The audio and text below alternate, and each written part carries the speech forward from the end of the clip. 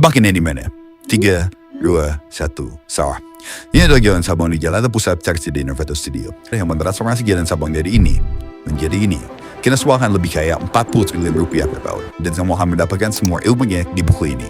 The Blueprint of Neo Sabang. Ini adalah jalan alur di Kuala Lumpur. Berada di pusat kota, dekat dengan landmark, dekat dengan mall, banyak tourism sport, transportasi terintegrasi via MRT, dan depan banyak turis. Terdengar mirip, berada di pusat kota, dekat dengan landmark, dan dekat dengan mall, banyak tourism sport, transportasi terintegrasi dengan MRT, dan depan banyak turis. Tapi tahu nggak apa perbedaannya? Jalan alur menghasilkan perputaran uang sebesar 4 miliar rupiah per hari.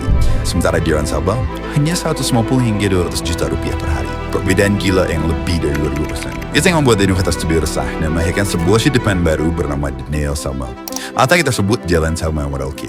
Tesisnya sederhana. Bagaimana kita menjadikan wilayah super potensial bagi turisme ini bisa bersaing dengan strip market road seperti kota-kota besar dunia dengan meminimalisir masalah sosial yang ditimbulkan. Ada 3 transformasi yang di Innovator Studio propose dalam The Blueprint of Neo Sabang.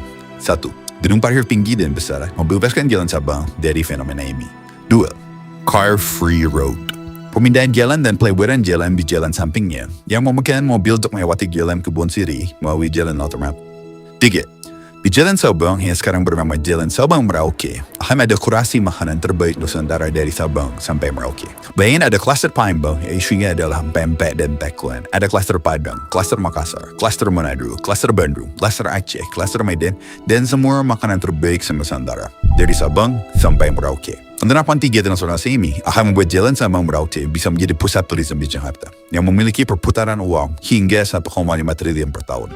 Dan jika kita berasumsi per orang menghabiskan sekitar 200 ribu rupiah dan 30-40% dari perputaran uang ini datang dari foreigner dan yang mengambil data dari Kemenparekraf di mana setiap turis menghabiskan rata-rata $1,000 setiap kali trip, maka potensi ekonomi pariwisata Indonesia dari konsep Neo Sabang adalah 40 triliun rupiah per tahun.